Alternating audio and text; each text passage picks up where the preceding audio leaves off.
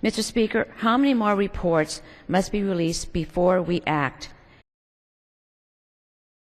Don't go far, don't go put your feet in. Standing soul scratched, wrestling with heartbeats. If I belong with everyone, everyone I've ever known. We highly subsidize, still to this day, fossil fuels. All kinds of tax benefits flow to oil companies and gas companies and coal companies. And although those are under scrutiny now, they still exist.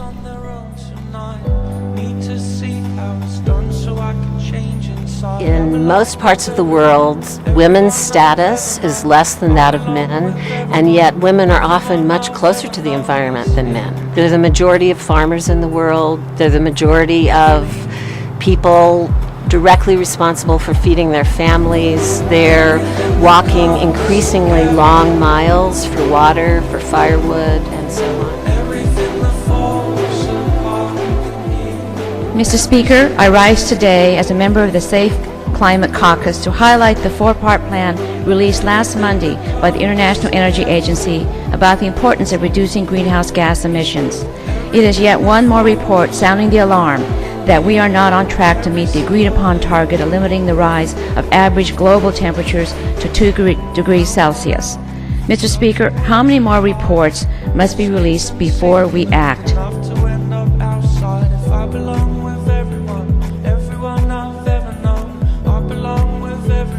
So the government's already got a really heavy thumb on the scale.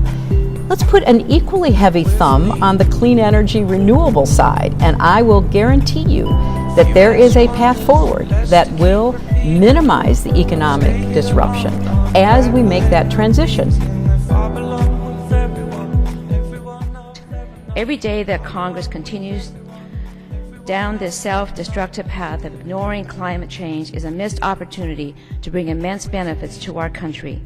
By failing to enact responsible climate change policies, we're missing the opportunity to simultaneously create good-paying jobs, protect our environment, and leave a sustainable planet for future generations.